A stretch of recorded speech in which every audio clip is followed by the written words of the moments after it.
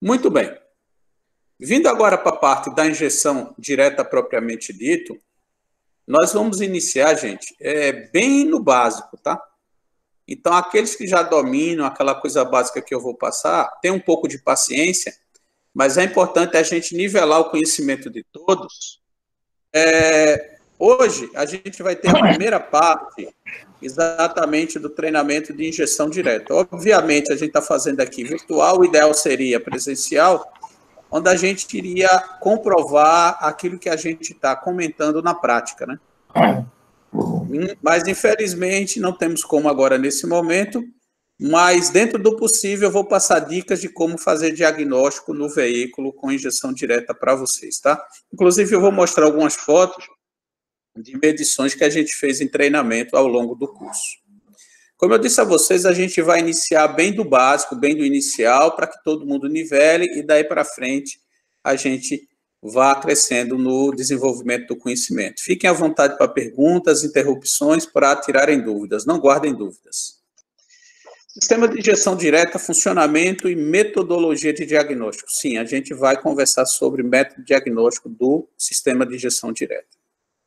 Para chegarmos lá, a gente vai partir de uma coisa básica que chama razão estequiométrica, que nada mais é do que a relação entre ar e o combustível que é admitido no veículo para que você tenha uma queima perfeita. Então, quando a gente pega a gasolina nacional, essa que chamada E22, que na verdade E22 já não tem mais nada, tem muito mais de 22% de etanol, na verdade, hoje em dia, ela tem que ter pelo menos 3,2 partes de ar para uma parte de combustível para que eu faça uma mistura perfeita. Além disso, o etanol 9 para 1, GNV 17 para 2 e aí vai, tá? Isso aqui é só para a gente ter uma ideia que, para que a queima seja perfeita, eu tenho que ter inicialmente uma proporção correta entre ar e combustível. Obviamente, não basta ter uma proporção correta de ar e combustível. É necessário que eu tenha a centelha no momento exato. Tendo essas três coisas, centelha no momento exato, proporção correta de ar e combustível, eu faço uma queima perfeita. Numa queima perfeita, pessoal, eu não iria produzir gases poluentes. Se ela fosse 100% perfeita, eu não iria produzir gases poluentes. Só que queima perfeita em nenhum motor a combustão a gente vai conseguir. Sempre eu terei uma fração de gases que saem do veículo e que promovem poluição. E essa poluição, ela é cada vez mais limitada através de normas que são editadas no Brasil por um órgão chamado CONAMA, através de um programa chamado PROCONV. Ele edita normas e essas normas dizem quanto o veículo tem que poluir, o máximo que o veículo pode poluir. E se esse carro não se enquadrar nesse nível de emissões, ele não pode ser comercializado no Brasil. Essa é uma das coisas que eles são rigorosos. O cara fala, Brasil, isso não funciona. Funciona. A CETESB de São Paulo é que é responsável por isso. Ela recebe os veículos, tá? Faz todo o ensaio e verifica. Se ele estiver fora, deixa eu admitir uma pessoa que chegou. Fora do padrão de emissões, ele não pode ser comercializado, tá? A gente já vê veículos aí com duas sondas, né? Uma antes e uma depois do catalisador. Só de curiosidade, me ajude também para participar um pouquinho. Uma sonda antes e uma sonda depois do catalisador. Basicamente, ela serve... Essa sonda depois serve para quê?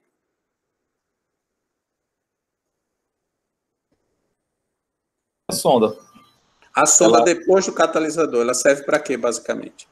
Para ler os gases poluentes do catalisador. Para ler os gases poluentes que passam pelo catalisador. Certo. Alguém teria mais alguma coisa a dizer? Eu entendo que ela serve como se fosse uma segurança da primeira. Ela tipo dedura quando a primeira não tá funcionando que presta, ela entrega. Veja, eu acho estão no caminho, mas tem alguém querendo falar mais? Fala aí. Não, eu acho, pelo que eu entendi, ela serve para dizer quando o catalisador não está funcionando direito, né? Quando ele Perfeito, é está, isso aí. não é? Quando ele não está fazendo a filtragem direito dos gases. Para ele ali, não. Veja bem, a sua informação, ela procede. A função da segunda sonda é exatamente verificar a eficiência catalítica. Europa, aquele conector OBD, chama OBD, porque ele tem a ver com uma norma europeia, que é On-Board Diagnóstico 2. Então, pelo sistema OBD2, tem que se saber quando o catalisador está ruim. E para saber quando o catalisador está ruim, eu tenho que ter uma segunda sonda. A primeira sonda, obviamente, ela vai ter aquela missão de verificar a esterquiometria, a relação ar-combustível, indicando quando a mistura está pobre, rica ou na média ideal. A segunda sonda, ela não, basicamente, se o catalisador está bom, ela não reage. Ela praticamente ela gera uma tensão que não varia, próxima a 450 milivolts.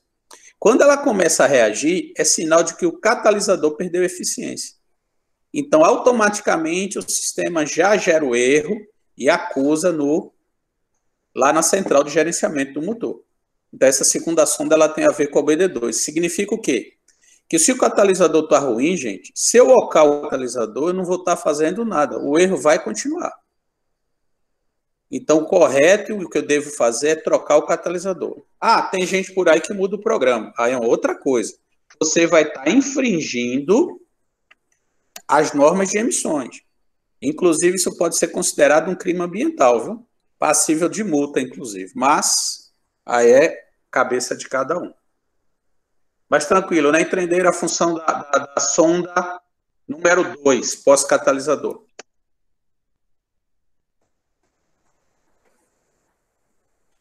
Muito bem.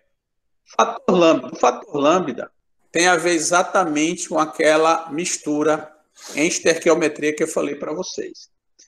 O que é o fator lambda? É a razão do combustível, a razão de combustível que eu estou tendo no carro versus a razão de combustível ideal.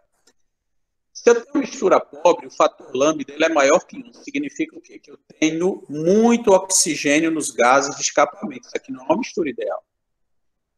Se eu tenho um fator lambda menor que 1, significa que eu tenho pouco oxigênio nos gases de escape. Aqui também não é uma mistura ideal, é uma mistura rica. Quando eu tenho uma queima incompleta, o que vai acontecer? Resultar em gases oriundos dessa queima incompleta, que são poluentes, como hidrocarboneto, monóxido de carbono, óxido de nitrogênio. E esses gases são altamente poluentes. E por serem poluentes, eles têm que ser reduzidos. Tá? A tecnologia que se emprega hoje, ela é empregada no sentido de reduzir a emissão de poluentes. Esse é o principal ponto dessa virada tecnológica que a gente tem aqui. Se não fosse a questão de emissão de poluentes, muita coisa que a gente está vendo hoje nos carros de tecnologia em termos de motor não estaria sendo usada. Né? Você tem alguns países do mundo que estão mais atrasados que a gente nessa questão de emissões e tem alguns sistemas de injeção que não têm o desenvolvimento que o nosso tem. Então, tudo passa muito na questão de poluição. Então, voltando para essa questão dos gases queimados, durante o processo de combustão, o que acontece quando tem mistura pobre e mistura rica em relação a fator lambda? Quando eu tenho mistura ideal, gente, é onde eu tenho menos emissão de hidrocarboneto, de monóxido de carbono e de NOx. Está vendo aqui? Ó, bem nesse ponto aqui. Mistura 1, ideal. A partir do momento que a mistura fica pobre, a questão dos gases, a produção dos gases poluentes vai depender muito do teor de oxigênio que a gente for introduzir na câmara de combustão. Tá? Quando a mistura ela tende a pobre, como é o caso aqui, ó, ela tende a pobre, eu vou ter muito oxigênio na câmara de combustão e acabo produzindo muito NOx. NOx é um gás altamente poluente, inclusive cancerígeno. Tem que ser reduzido. Nos carros a diesel, isso aqui é um grande problema. Já quando eu tenho uma mistura rica, eu tendo a produzir muito vapor de combustível, muito combustível sem queimar, que é o hidrocarboneto, e muito monóxido de carbono. Então, o que o sistema tem que fazer é trabalhar de forma que a mistura fique mais próxima possível do ponto ideal, que é o ponto 1 de relação estequiométrica. Então, toda essa tecnologia que a gente vai ver daqui para frente, ela está muito ligada à redução dessas emissões. Ou seja, manter a relação de combustível muito próxima à ideal, com um ponto de ignição ótimo que venha provocar uma boa queima dessa mistura, tá? Qualquer dúvida é só falar, galera. Quando eu pego um carro com injeção direta e um carro com injeção indireta, por que a adoção da injeção direta, né? Uma delas está aqui no final. Redução da emissão de poluentes, que é a principal questão. Só que, acompanhando essa redução de emissões, eu acabo ganhando maior rendimento, com maior aproveitamento de energia, maior rendimento do motor, porque eu consigo fazer uma melhor queima. Redução do consumo de combustível pode chegar até 15%. Se a gente compara um carro com injeção direta e outro com injeção indireta, de mesma cilindrada, vamos pegar o UP, que tem o TSI e tem o MSI. O TSI, a economia de combustível dele é bem superior quando comparado ao MSI. Eu ganho torque no motor e o motor ele trabalha mais folgado, até com menos temperatura. Essas são algumas dos ganhos que a gente tem quando trabalha com a injeção direta, quando comparada à indireta. Falando da injeção indireta, o que é a injeção indireta? Basicamente, todo mundo conhece, eu injeto combustível no coletor de admissão. Aí aquela coisa, se eu vou injetar combustível no coletor de admissão, evidentemente que a quantidade de combustível que eu tenho que injetar, quando comparada à injeção direta, ela vai ter que ser maior. Porque, quer queira, quer não queira, eu acabo tendo perdas no próprio coletor de admissão. Tá? Isso é natural. Eu acabo tendo perdas. E essas perdas, elas têm que ser compensadas com o aumento do tempo de injeção. É só a gente pensar, quem é um pouquinho mais antigo como eu, na injeção SPI e MPI. Lembram disso? Quando tinha só um injetor no corpo de borboleta?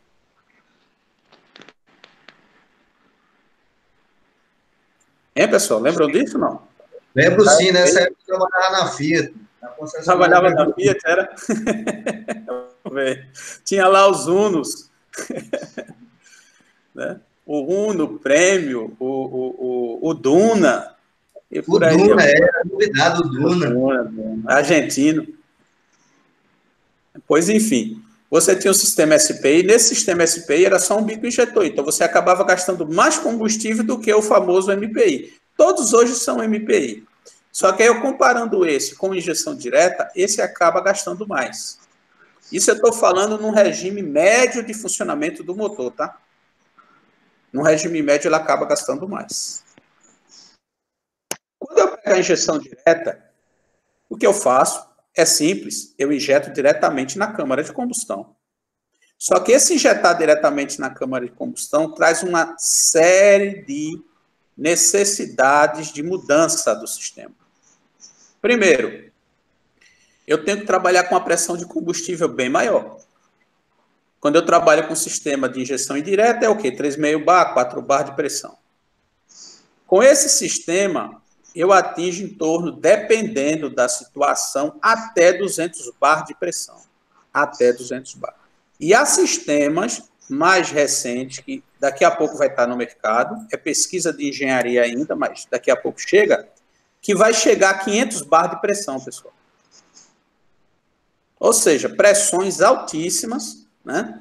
Que daqui a pouco, se brincar, vai chegar perto das pressões dos veículos a diesel. O carro a diesel dá 1.800 bar, 2.000 bar de pressão de injeção. Por que a turma tem que, desculpa, a turma tem que cuidar com o teste dessa pressão, né? Não é qualquer manômetro que vai testar, né? Tem que ter o cuidado, como a turma tem na linha diesel. Isso aí, Fernando. Eu ia perguntar isso agora. Então, aquele manômetro que a gente usa agora, ele não vai servir para esses carros de injeção direta, não é isso? Vamos lá, vamos por etapas. A colocação do Fernando foi boa, o seu complemento também. Muito legal. E tô vendo que agora o som ficou bom, né? Todo mundo desligou a câmera, o som ficou legal. Ficou legal, tá legal. Muito bom, muito bom. Então, vejam, pessoal, a gente tem que entender o seguinte. Aquele manômetro, ele ainda continuará sendo usado. Aonde? Na linha de baixa pressão.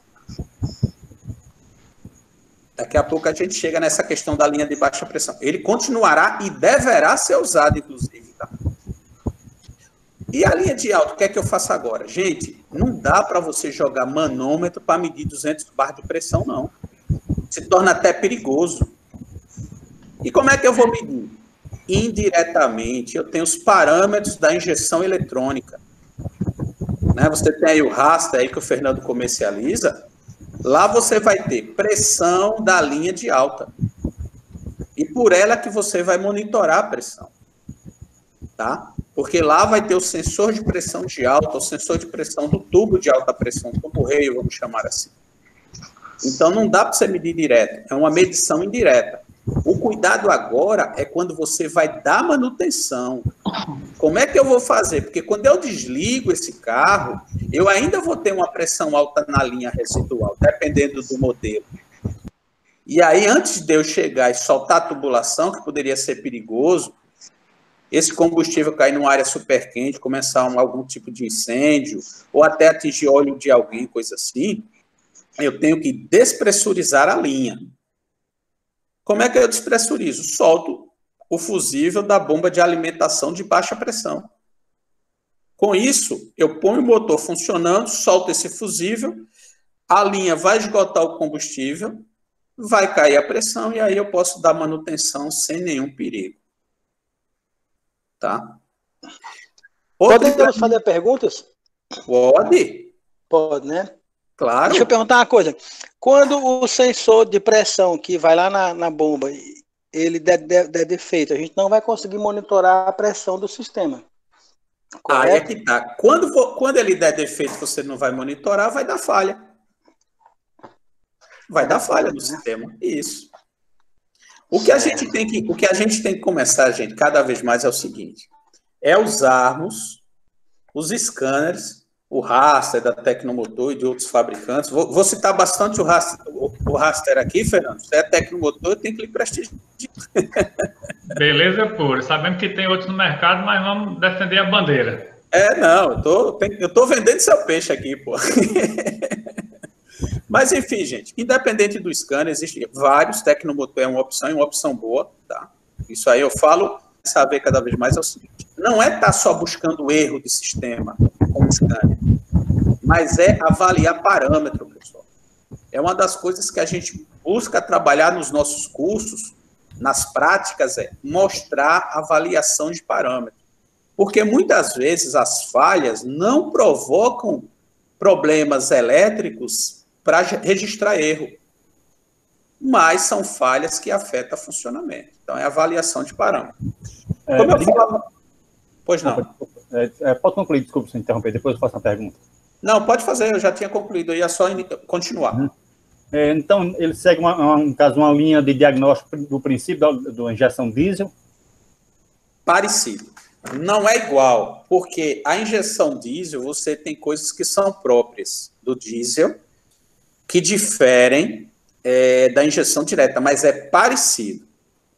Com a evolução desse nosso bate-papo hoje, você vai ver que tem algumas coisas parecidas e tem coisas bem diferentes. Tá? Em relação ao injetor, vamos conversar um pouco sobre o injetor. O injetor, ele é submetido a uma pressão altíssima, a uma temperatura altíssima. Então, ele tem que ter um material no corpo dele, principalmente na parte do bico do injetor, que suporte altas temperaturas e altas pressões. Ele tem que ter uma boa vedação, porque ele ali é fixado por meio de vedação. A fixação dele ela é preso pela flauta, mas aqui ele é fixado, não rosqueado, é por pressão. Tá? Então ele tem que ter uma boa vedação. O injetor, por trabalhar com uma pressão mais alta, para a hora que eu vou testá-lo, é um pouco diferente do teste do injetor tradicional. A limpeza dele é feita numa máquina chamada máquina para injetor GDI, que ela também faz limpeza do injetor tradicional. Veja, para eu limpar esse injetor, eu tenho que comprar uma máquina GDI. Se eu tenho uma máquina tradicional que não é GDI, ela só faz limpeza do bico comum. Agora, a máquina GDI tanto faz limpeza do injetor de injeção direta, como do injetor da injeção indireta. Tá? Qual é a grande diferença na hora lá do acionamento?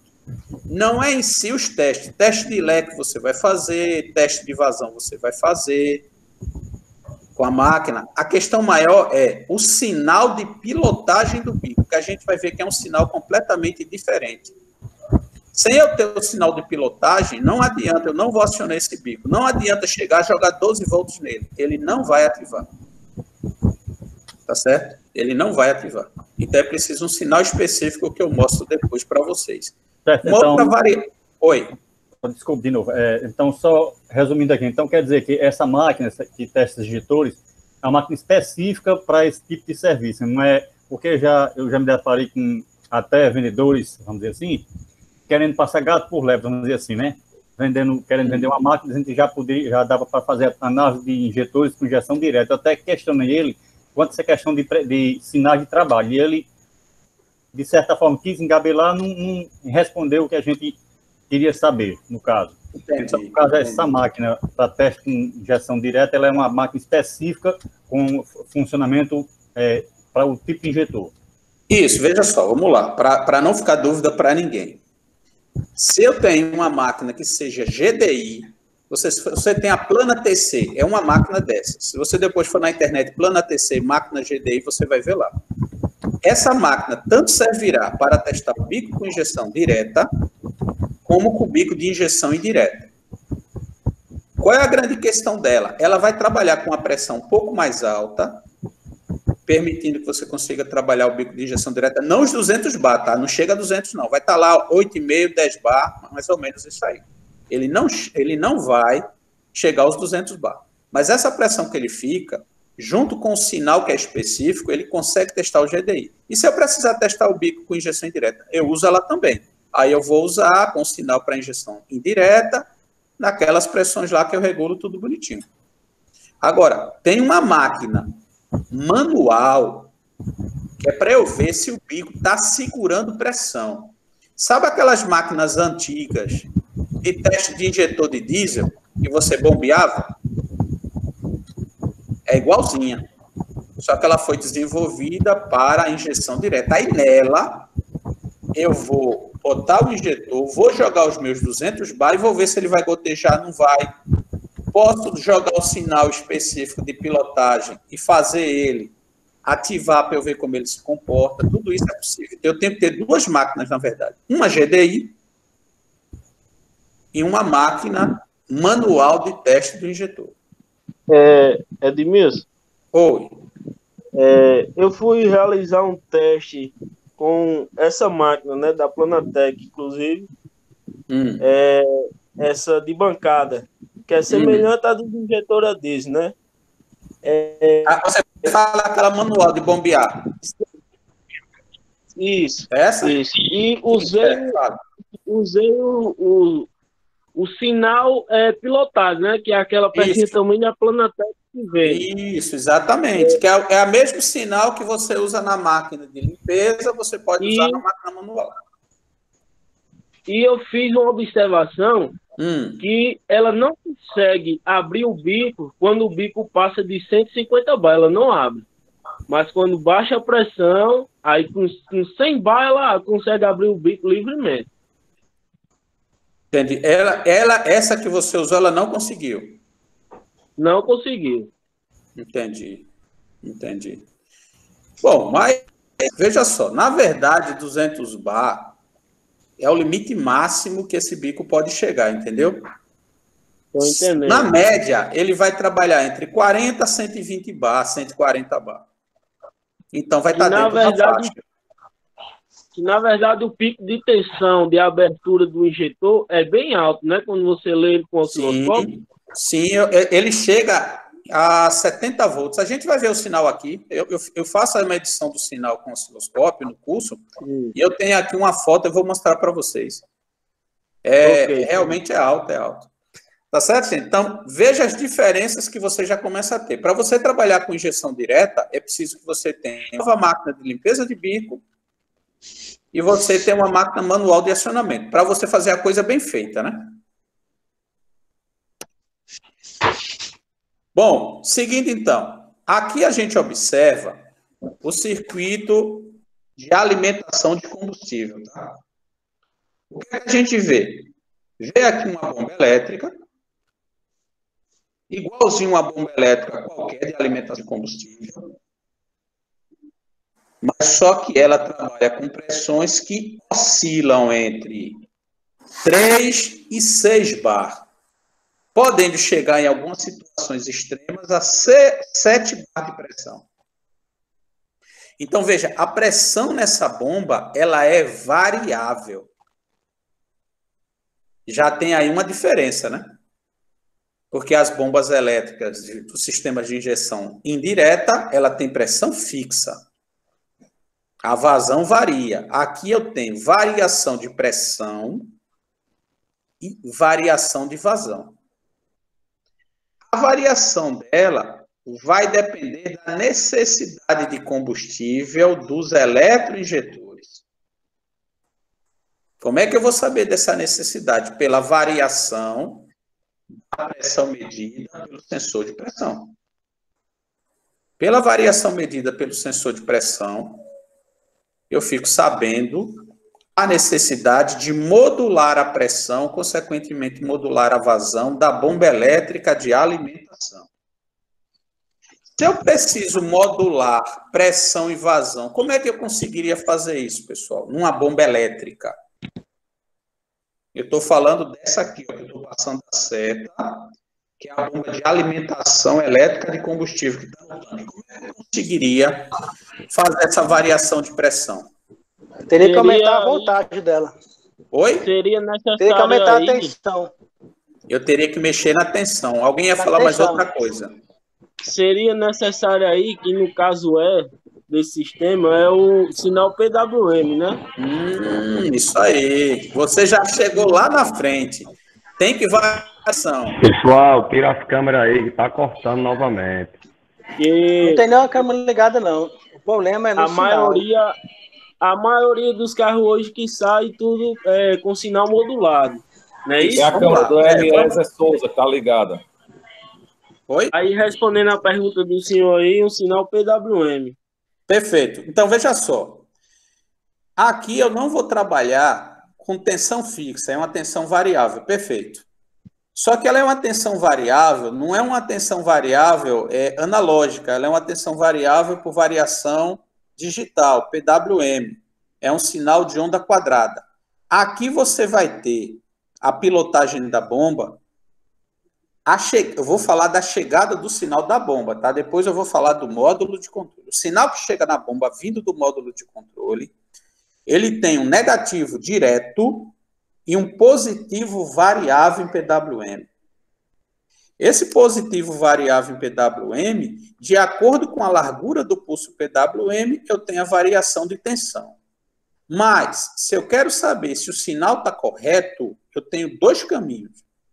Ou eu verifico ele com um osciloscópio, ou então eu verifico ele com um multímetro automotivo na escala de Duty Cycle. Sem um desses dois, o que eu medir vai ser aproximado, não vai ser a realidade. Porque o que eu tenho que perceber é o seguinte: com o osciloscópio ou com o multímetro, em Duty Cycle, na hora que eu acelerar o veículo e soltar o acelerador, eu tenho que ter variação da largura do pulso. Se eu tenho variação da largura do pulso, é sinal de que a bomba está sendo comandada pelo módulo de controle. E evidentemente que essa variação da largura de pulso tem que ser acompanhada de uma variação da pressão. Aí onde entra a necessidade de você utilizar o manômetro. Lembra do manômetro? Ele vai ser colocado na linha de baixa, na saída da bomba, para que ele possa avaliar se a pressão varia na hora que eu acelero o carro. E aí eu já começo a falar de diagnóstico para vocês. Porque se eu coloco o osciloscópio para pegar sinal na entrada da bomba, na linha de positivo, ou se eu coloco um multímetro e não tenho variação da tensão, evidentemente que eu não vou ter variação de pressão. Aí eu já sei que é alguma coisa elétrica dali para trás. Mas se eu chego lá e tem variação de sinal PWM e não tenho variação de pressão, a falha vai estar onde? Na bomba. Dessa forma eu já faço a verificação de quem é o meu problema. Alguma pergunta ou dúvida até aqui? Não. Pois bem. Continuando, então. Aqui a gente vê uma foto onde a gente tem aqui, ó, a bomba, os 2 fios de chegada da bomba. Você pode ter 4 fios que chegam. 4 fios sim, porque 2 vão ser nível, vai ser boia, e 2 vão ser a bomba. Normalmente os fios da bomba são de maior bitola. São fios, vamos botar assim, falando no popular, fios mais grossos, cabos mais grossos, de maior bitola, tá? Voltando para cá, ó. A bomba de combustível, os 2 fios onde chega o sinal são fios de maior bitola, são cabos de maior bitola, mais grossos. Esses fios, ele vem do módulo de controle.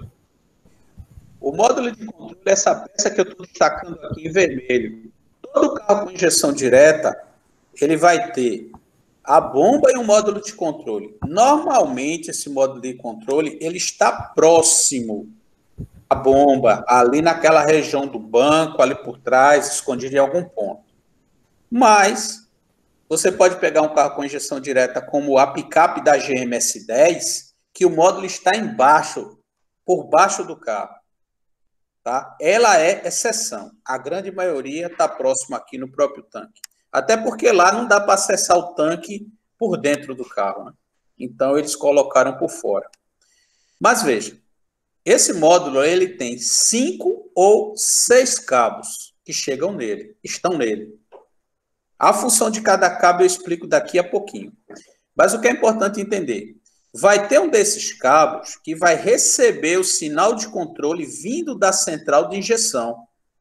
Esse sinal de controle é também um sinal PWM. Então, veja, esse módulo, ele funciona como um amplificador de sinal.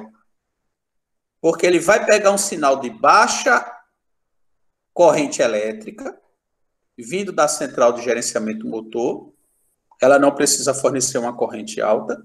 E ele vai amplificar esse sinal, controlando uma corrente mais alta, que é a corrente da bomba. Então, esse sinal, ele é um espelho, o que vai para a bomba, do sinal que vem da central de injeção. Então, se falhar o sinal que vem da central de injeção, o que vai acontecer é que o módulo de controle, ele vai travar a bomba com a pressão máxima que ele puder. Como ele perdeu o sinal, ele trava a bomba na pressão máxima. Então, se eu pegar um carro, na hora que eu botar o manômetro, estiver lá na pressão máxima, na linha de baixa, e eu acelerar, não tiver variação de pressão, é sinal de que esse módulo de controle, ou a entrada de sinal dele está com defeito, ou o cabo que vem lá da central de gerenciamento do motor está com falha. Ou o próprio módulo de saída da central de gerenciamento está com falha. E daí não consegue controlar o módulo de controle, tá? O Edmilson? Oi. No caso, você falou a questão da pressão, a teste da pressão de baixo, não é isso? Desconectar isso, teste da pressão de baixo. Isso, desconectar o fusível, não é isso? Para despressurizar, para fazer uma... Isso, você testa a pressão de baixo.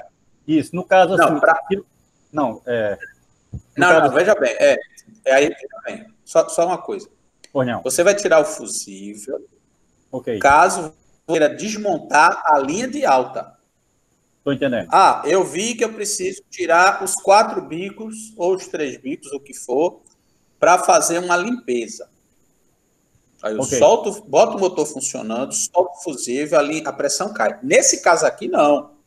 Nesse caso aqui, o que é que eu vou fazer? Eu vou pegar a tubulação de envio do tanque, vou soltar, descravar ela, vou colocar o manômetro aí e medir pressão. Ok. Voltando para a questão do módulo de controle.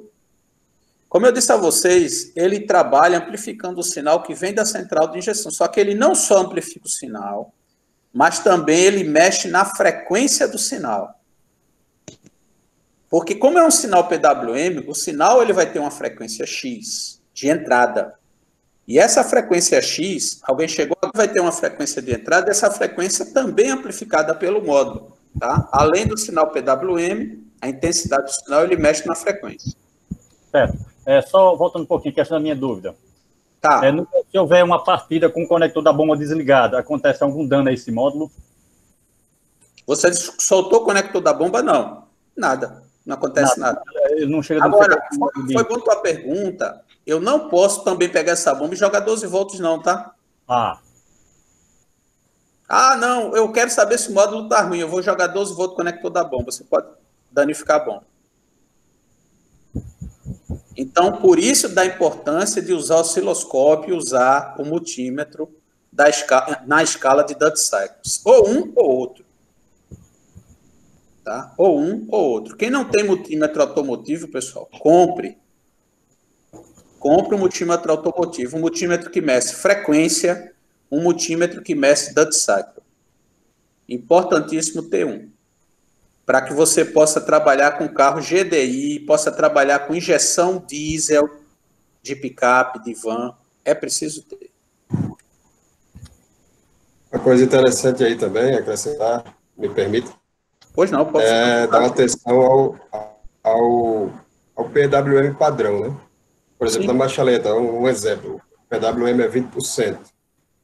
E aí você pode ter uma bomba já, digamos assim, já velha, e o PWM tem que aumentar para poder gerar a mesma pressão, né? Sim, você pode ter o PWM, digamos, 30%, já saiu do padrão, mas vai gerar a mesma pressão e ficar indicando falha, né? Por isso que é bom a pessoa no PWM também. Sim. Agora, eu te falo o seguinte... Não acontece com o corpo borboleta, por exemplo. Sim. Agora, o que a gente tem que também tem que é o seguinte.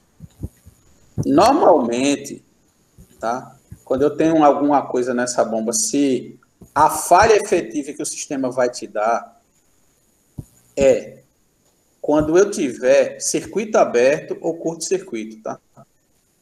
Você pode até fazer essa avaliação, tá correta. Agora, falha indicada em scanner, poderá acontecer, veja o que eu estou falando, poderá acontecer, falha indicada em scanner. Essa tua dica é legal. Mas falha indicada em scanner... Porque já aconteceu comigo, isso aí não é um caso. Tua dica é show de bola.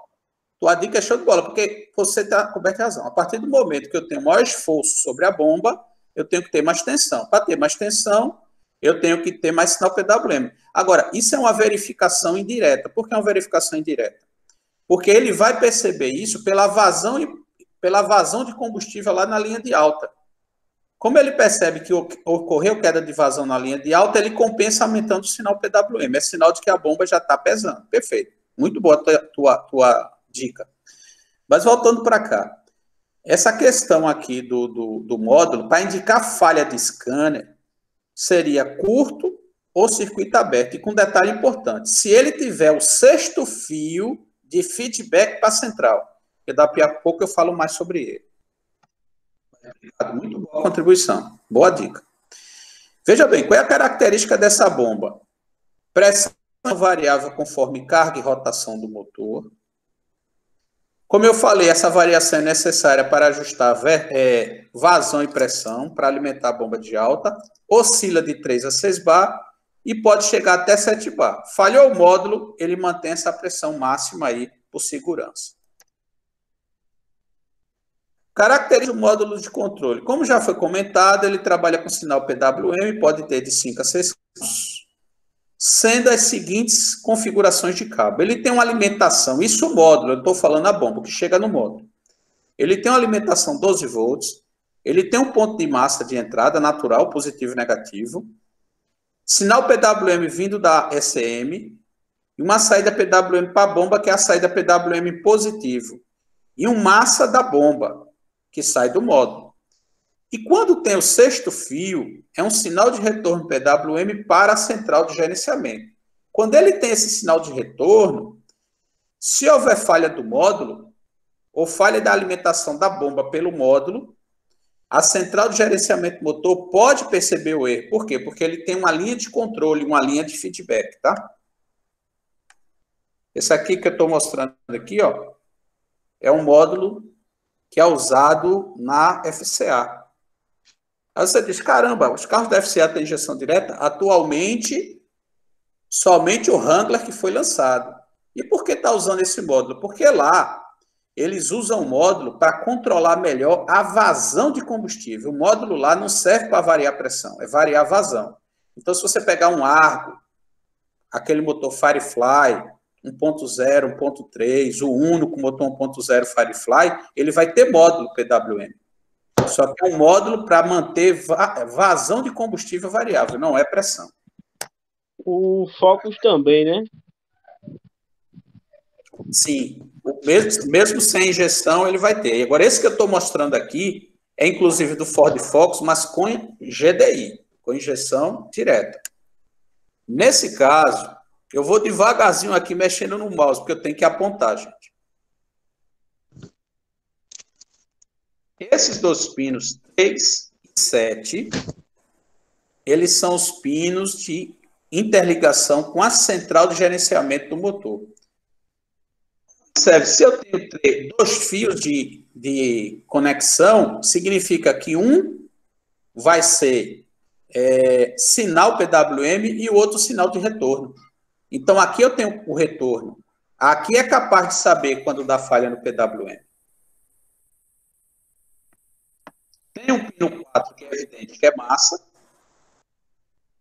E a bomba tem dois sinais que vêm direto aqui, ó, do módulo para a bomba. Evidentemente, um vai ser massa e o outro positivo em PWM. Então, quando eu quero checar esse módulo PWM, se está tudo ok, eu vou monitorar a entrada do módulo, o sinal que vem da central de injeção e o sinal que vai para a bomba, usando osciloscópio, melhor ainda. Alguém acabou de chegar. Nessa imagem de osciloscópio, eu também estou tentando acompanhar o osciloscópio. Essa imagem de baixo aí, que a gente não vê a largura da onda, é porque exatamente ela está mais rápida, o comprimento dela mais rápido, você não enxerga. Exatamente. Se eu mudasse aqui, digamos, o zoom, falando grosseiramente, para essa amarela, eu ia conseguir enxergar e essa azul ia ficar tão grande que não dava nem para ver Exatamente, porque a base do tempo é uma só. Quando eu exibo sinais na tela, pode ser um osciloscópio de 2, 4 canais, o que for, a base do tempo é uma só, que é o eixo horizontal. Okay, o que muda é a base do volts por divisão. Aí não tem jeito. Se você quiser ver detalhe de uma frequência mais alta junto com a baixa vai perder e vice-versa. Pronto, mas depois eu vou conversar com você no WhatsApp sobre a questão do osciloscópio. Eu acho que é fundamental. Essa questão do multímetro aí, eu nem sei se... Porque o osciloscópio vai servir para 1001 coisa a mais. Sim. Então, pelo que eu estou vendo aí com essa questão da injeção direta, o osciloscópio agora vai ser essencial, vai ser uma ferramenta essencial. Sim, vai fazer parte do teu dia a dia, cara. É aquele negócio, ó. Hoje, um mecânico, ele tem que ter domínio... Não tem jeito, ele tem que ter domínio dos fundamentos de eletricidade e eletrônica, incluindo osciloscópio e multímetro. É ponto de partida. Sim, tu vai fazer a sorologia. Pois é. Eu já vi vários casos de problema que você não consegue resolver com scanner. Se você tiver com o osciloscópio na mão, você resolve. É verdade. Perfeito. Muito bem. Aqui eu tenho uma visão geral do circuito da bomba, de baixa. Observe, eu vou apontar para vocês, modelos mais antigos de injeção direta, os primeiros modelos, por exemplo, o Ford Focus com injeção direta mais antigo, por exemplo, ele tinha um sensor de baixa pressão de combustível. Então, ele tinha um sensor próprio, você pode encontrar esses modelos mais antigos, ele vai ter um sensor próprio para controlar a pressão de combustível na bomba de baixa. Então, ele faz uma medição direta dessa pressão, tá? Então, ele vai estar ali monitorando a pressão, que pode chegar no máximo a 7 bar. Quando o sistema evoluiu, o que é que a engenharia viu? Rapaz, eu posso dispensar o sensor de baixa e controlar pela alta indiretamente. Então, eu já economizo, já diminuo o custo do carro.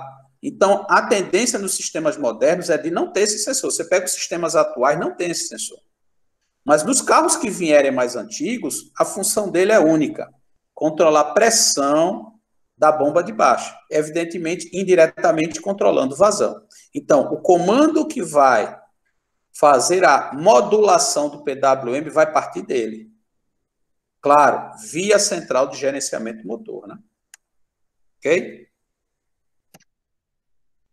Aqui eu tenho, por exemplo, exatamente o sensor de baixa do Focus Titânio 2.0 16 válvulas 2014. Ele é um sensor de 3 pinos. Pessoal, sensor de 3 pinos de pressão, ou qualquer sensor de 3 pinos, como posição de borboleta 3 pinos, é um padrão.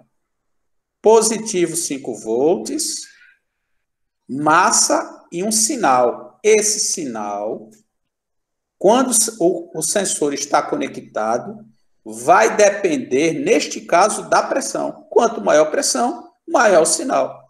Quando essa pressão se aproxima lá de 7 bar, ele vai estar indicando lá por volta de 4,5, 4,8, por aí. Então, pela variação de pressão, a central sabe qual é a variação, aliás, de tensão, desculpem, de tensão elétrica, a central sabe qual é a variação de pressão. Tá? Agora, uma coisa que eu ainda não comentei com vocês, uma dica boa e prática que eu uso no meu dia a dia.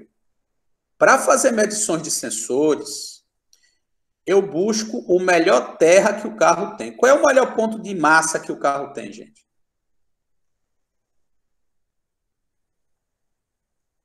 Negativo da bateria, né? É o negativo da bateria. Exatamente, meu garoto. É isso que eu faço. Eu puxo um cabo, uso uma garrinha jacaré para prender lá no negativo, puxo um cabo e levo até o ponto em que eu quero medir. Por quê? Eu garanto que eu tenho um bom aterramento. Porque muitas vezes, pessoal, o ponto de terra é problema num sensor. Se eu tiver um problema interno na central, ou mesmo alguma falha de fiação, na hora que eu colocar da terra, do ponto de massa da bateria, que eu vou botar como referência, para aquele ponto que eu vou medir de terra, eu não posso ter uma variação de tensão maior que meio volt. Se isso acontecer, meio volt já está estranho. Eu já vou desconfiar daquele cabo, já vou desconfiar, em segundo momento, até da saída da central. Por isso que é bom usar um terra de referência, que é o terra da bateria. Então, para esse terra, eu vou medir o positivo, para esse terra, eu vou medir o negativo, é esse terra que eu vou usar como referência do osciloscópio. Não usa terra de carroceria para essas medições, porque a carroceria ela pode dar oxidação e gerar mau contato. O melhor terra é o da bateria, tá? Uma dicasinha legal. Depois que o combustível saiu da bomba de baixa, evidentemente ele vai chegar no circuito da alta pressão. Passando onde? Pela bomba de alta pressão. Essa bomba de alta pressão, aqui, ela é um acionamento mecânico. Exatamente. Eu vou ter internamente um êmbolo que é acionado contra a força de uma mola. E esse êmbolo ele é ativado por um excêntrico do próprio motor. Então, há um excêntrico que ativa esse êmbolo contra a mola, e esse êmbolo, na subida dele, vamos colocar assim, na pressão que ele vai sofrer, ele vai elevar a pressão de combustível. Essa pressão podendo atingir até 200 bar. Então, para que eu controle essa pressão de saída da bomba, eu tenho um acionamento elétrico. É aí onde ela se parece muito com o sistema de diesel. Eu tenho um acionamento elétrico da bomba de alta. Eu tenho uma eletroválvula. Essa eletroválvula vai controlar a vazão de saída da bomba e, consequentemente, controlando a pressão de saída da bomba. Esse combustível passa por uma tubulação sem costura e vem até o tubo de distribuição. E de lá para os eletroinjetores. Esse sinal de comando desta bomba de alta pressão é um sinal, evidentemente, variável. Esse aqui só dá para medir com o osciloscópio. Não dá mesmo nem para medir com o multímetro em Duty Cycle, porque ele é um sinal complexo, conforme a gente vai ver. Tá? Ele é um sinal complexo, que tem frequência variável e variação de largura de sinal. Tá? Eu vou adiantar um pouquinho aqui, só para mostrar para vocês. Ó, olha o sinal como é que é. O que é que isso aqui está nos mostrando? Nesse momento aqui, ó, onde eu estou girando aqui o mouse, é o momento que o pistão da bomba está sendo comprimido.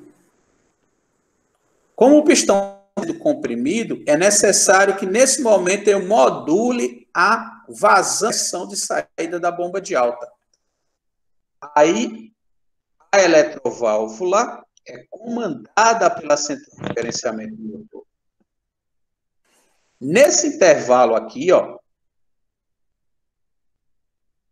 eu não preciso comandar a eletroválvula. Por quê? É o momento de descida do pistão. No momento que o excêntrico passa, o pistão retorna pela força da mola. Nesse retorno, eu não vou acionar a eletroválvula. Por que eu não vou? Naquele momento, ele não está gerando pressão de combustível. Ele não está gerando pressão de combustível, tá? O que é esse sinal A maior? Esse sinal A maior é a chamada força contra-eletromotriz. Toda carga que tenha indutância, bobina, no momento que eu interrompo o campo magnético, eu gero força contra-eletromotriz.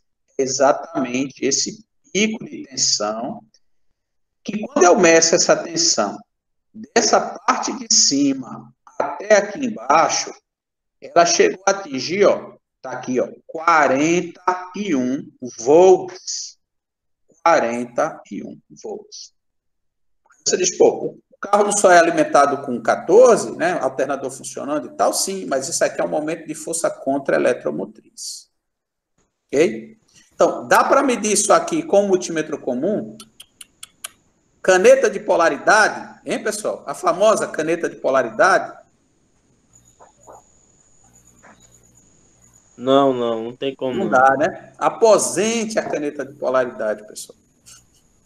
Tem umas que são multímetros, legal. Tem umas que medem tensão. Aquelas são multímetros. Estou falando aquela antigona, só com LED. 1,5 volt eu acendo LED, gente. Acender um LED não quer dizer nada. A Power pobre consegue não ter a eficiência capaz de fazer isso aí, né? De ler o pico de tensão máximo que está dando um sinal. Você tem algumas canetas, como eu falei, que são multímetros, e tem umas até que são osciloscópio. Eu sei de uma que é um osciloscópio de um canal também. Ela é osciloscópio também. Então, aí já não é uma polaridade. O que eu estou falando da caneta é aquela clássica caneta de LED. Sim, ok. Que tem gente que ainda usa aquilo ali. Joga aquilo fora. LED acende com 1,5 volt, gente. Joga fora. Vai no comércio, compra um multímetro de R$50, é muito mais negócio. Estou falando de coração. Então, veja que o sinal que a gente está medindo aqui é um sinal complexo. Se eu for medir um dos fios, uma das fiações que vai para a eletroválvula, gera esse sinal aqui. O segundo fio, ele gera apenas um pulso. Mas o principal que eu tenho que medir é este aqui. É esse que a central de gerenciamento controla. Tá? Então, só com osciloscópio. Então, se eu chego aqui, como é que eu vou avaliar a bomba de alta? Se ela tá respondendo, né? Eu estou lá com o meu scanner. Eu tenho que ver que na hora que eu acelerar, a pressão dela tem que variar. E se eu puder ir para a rua, melhor ainda, rodando com carga. Ao mesmo tempo, quando eu monitorar esse sinal, eu vou ver que esse sinal varia, flutua. Se eu chego aqui, esse sinal está flutuando, está variando na hora que eu acelero. E não há a mesma variação de sinal, a mesma variação de pressão, eu posso ter alguma falha mecânica dessa bomba. Então, eu faço uma avaliação indireta da bomba. Veja que até então, a gente está falando de fazer diagnóstico sem trocar peça, gente. Essa coisa de trocar peça para fazer diagnóstico, isso aí faz você perder tempo e dinheiro. Tá? Então, é fazer diagnóstico de forma eletrônica e com conhecimento do sistema. Os tipos de bomba existentes, tá? Tem uma bomba, que ele chama bomba de primeira geração, que ela tinha o conduto de retorno, tubo de retorno. Observe que as bombas mais recentes só tem tubulação de entrada, não tem retorno. O retorno é feito lá na própria bomba de alimentação. Os sistemas mais antigos, a primeira geração, ele tinha tubulação de retorno. Aqui eu estou apresentando para vocês a mola e o pistãozinho para gerar pressão. Okay? Quem é que modula a pressão e a vazão? A eletroválvula, através de um pino que controla a vazão do combustível. Aqui aberto, aqui fechado. Fechado, pressão sobe. Aberto, pressão diminui, porque ele abre para retornar. Existe uma bomba, que ele chama aqui de segunda geração, mas existe uma bomba que é normal aberta. Olha lá, eu tenho bomba normal fechada de alta. O que é uma bomba normal fechada de alta? Se eu desconectar a eletroválvula de controle da bomba de alta, ela vai ficar na pressão máxima. Eu vou pegar um up, eu vou pegar um jet, eu vou pegar um Virtus. Se eu soltar o conector da bomba de alta, eu vou ver que ele vai bater lá nos 200 bar e eu ouço o funcionamento bem metálico da bomba. Ela fica com barulho característico, tá certo? Mas tem, por exemplo, a injeção direta do EcoSport, agora me chegou o nome, ia falhar o nome aqui, do EcoSport, que o que é que eu observo? A bomba dele de alta é normal aberta. Se o conector ficar desconectado, é evidente que vai gerar um erro lá. Mas o que é que eu vou observar também? Se ele perder, ele vai ficar na pressão de alimentação. Porque como ele fica normal aberto, a bomba deixa de ter função. Ela vai comprimir mecanicamente, mas o combustível passa sem ser controlado. Ela passa a controlar quando eu alimento eletricamente a eletroválvula. Tem essa diferença aí. Então, tenham atenção para esse detalhe. A grande maioria é normal fechado, mas eu posso encontrar sistema que a bomba é normal aberta, tá? E aqui ele chama de terceira geração exatamente a bomba que não tem retorno, que é essa que a gente viu agora atrás do sistema. Edmilson, eu acho que eu não escutei. Quando você fala normalmente, você fala desligar o conector da bomba, você fala desligar o conector da eletroválvula, né? Isso, eletroválvula. Sim. Eletroválvula, perfeito. É isso aí. Seria esse conector aqui, né? Essa parte aqui de baixo. Se ele estiver desligado numa bomba normal fechada, ela bate pressão de pico. Se for uma bomba normal aberta, ela vai para a pressão de alimentação. É o seguinte, na hora que cai, o carro tende a apagar. Quando a bomba é normal aberta e dá pau elétrico nela, bomba normal aberta, deu pau elétrico, o carro apaga. Quando você dá partida, ele tende a pegar, ficar na marcha lenta meio rateando, quando acelera, ele morre. Edmilson? Oi. Se eu tiver um defeito nessa válvula reguladora de vazão aí, eu posso ter um erro também na modulação, no oscilograma, no pico de sinal? Pode. Agora eu te falo o seguinte, como esse oscilograma, ele fica variando muito, e como você tem, eu vou botar ele aqui de novo, tá? Só um minutinho. Observa como a variação dele, ela é bem fina, tá vendo aí? Tô vendo. Então, é um pouco mais complicado que na bomba de baixa para você conseguir ver essa diferença de esforço, entendesse? Uhum. É um pouco mais complicado. Você pode até fazer o seguinte, tentar alargar mais a base do tempo, certo? Gravar o oscilograma de um carro bom para consulta posterior. Agora, veja, eu vou ter um oscilograma para cada carro. Porque... entendeu? É um pouco mais, vamos dizer assim, trabalhoso. Se você quer chegar nesse nível, dá para chegar. Agora, vai levar tempo, porque o carro vai chegar na tua oficina, tu vai fazer o oscilograma, vai guardar. Em outra oportunidade é a mesma coisa.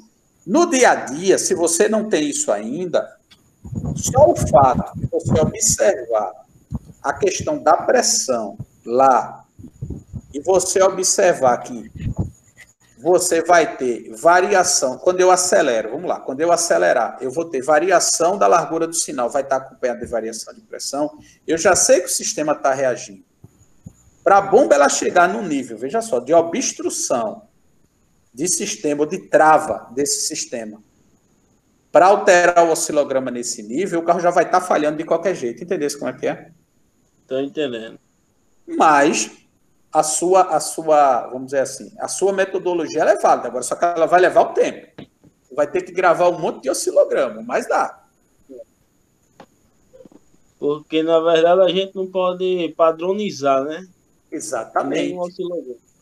Não pode. Aí eu vou ter um para cada carro, imagina. Diga aí.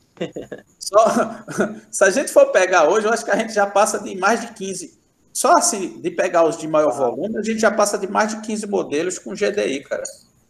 Passa tranquilo. Entendeu? Então...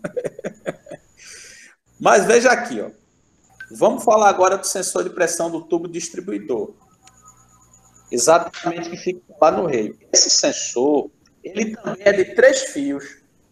Igualzinho quando havia o de baixa. Só que aqui o sensor ele trabalha com pressões bem mais altas. Ele é muito parecido com o sensor de pressão dos carros com correio, diesel. Aí aqui eu tenho uma estratégia prática dele com o TSI, o UP TSI. Isso aqui foi medição que eu fiz. Aí botei aqui para vocês. Quando há uma falha elétrica do sensor, o sensor teve falha elétrica. Fica mantida uma pressão de 100 bar na linha. A central padroniza. Como é que ela vai fazer esse jogo? Isso eu estou falando de marcha lenta, tá, pessoal? Ela faz esse jogo controlando o tempo de abertura do eletroinjetor. Isso aqui eu medi lá e fiz essa verificação. Isso é falha elétrica do sensor de pressão. Se há falha elétrica da válvula de controle da bomba, da eletroválvula, evidentemente a pressão bate 200 bar, não tenho como controlar a bomba, e a central faz o quê? Trabalha o tempo de injeção para ficar abaixo de 2 milissegundos. O tempo de injeção normal, na marcha lenta, é de 2 milissegundos. Então, são estratégias que a central faz em função da variação de pressão por falha elétrica do sensor de alta pressão ou falha na eletroválvula, isso no caso do UP TSI. E outro modelo, vai ter uma estratégia que a gente tem que verificar. Cada caso é um caso, gente. Cada veículo tem sua solução de engenharia. A gente está tendo aqui a visão geral do sistema. Eletroinjetor I, vocês estão vendo a foto dele aí na tela. Observa aqui. Observe que há um anel de vedação. Esse anel de vedação ele é de teflon, gente. Toda vez que eu remover o injetor, eu tenho que trocar esse anel de vedação. Toda vez. Por quê? Esse anel, quando ele é novo, que eu instalo, depois de 5 minutos, ele sofre um processo de expansão para vedar a câmara de combustão. Então, quando eu retiro ele, ele nunca vai vedar normal de novo. Ele vai deixar vazar alguma coisa. Então, sempre que eu tirar o injetor, eu devo trocar esse anel aqui. E, Edmilson, para isso aí tem uma ferramentazinha, né? Para aplicar esse teflon? Exatamente. Amanhã eu vou comentar sobre ela para vocês. Existe uma ferramenta, o kitzinho, um para colocar o anel e outro para extrair. Exatamente. Depois que você colocou, 5 minutinhos, tem que colocar no lugar. E o correto é você trocar o anel de encosto que existe aqui e trocar esse O-ring de vedação. Existe o kit pronto que é vendido, tá? Existe um kit que é vendido que na hora que você for dar manutenção, que for fazer a limpeza do bico, o correto é trocar esse kit. Aí você diz, não, eu vou economizar para o meu cliente. Beleza, você economiza para o cliente, começa a vazar a compressão e o motor vai perdendo força. Começa a vazar óleo. Quem é ser culpado? Você. Então, às vezes, o barato que eu quero fazer vai sair mais caro para mim e ainda eu vou ter um cliente satisfeito que vai falar mal de mim por aí. Então, faça a coisa correta. Troque essas vedações, pessoal. Tá? É por isso que eu só devo retirar esses bicos para fazer reparo se eu tiver certeza. O carro está falhando, bomba está boa, está tudo certo no circuito de alimentação, e mesmo assim o carro está falhando, às vezes o carro fica com dificuldade de pegar porque está vendo gotejamento do injetor, aí eu parto para tirar ele fora para dar manutenção. Esse eletroinjetor, para levantar essa agulha aqui, ó, eu vou ter que vencer pressões altas, e chega aí a seus 150, 140 bar com ele em carga. Eu preciso de um sinal de comando que seja adequado a fazer o levantamento dessa agulha. Olha esse sinal aí. Observa aqui. Ó. Ele tem um sinal inicial de abertura para vencer a inércia do conjunto que chega próximo a 70 volts. É um sinal específico, não é uma onda quadrada variável em frequência como injetor tradicional. Esse é o sinal chamado peak and hold. O carro com injeção direta, ele trabalha com peak and hold. Ele vai ter um sinal de abertura inicial com maior tensão para vencer a inércia. Depois ele tem outras injeções para homogeneizar a queima na câmara de combustão.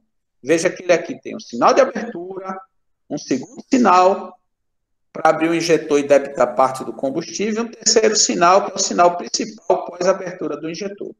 Quando o carro está sob carga, normalmente ele vai ter o sinal de abertura e esse sinal principal. Esse outro aqui cai fora, porque eu não preciso de um ajuste tão fino de queima fora da lenta. Já que eu não vou estar me preocupando se o carro vai oscilar ou não, que ele não vai oscilar, porque eu estou acelerando. Em marcha lenta, ele trabalha com um sinal adicional, esse aqui. Dúvidas, pessoal? Não. Dá para medir esse sinal com multímetro? Não. Não dá. Olha o osciloscópio aí de novo. É. Tem jeito, pessoal. Tem que ter osciloscópio.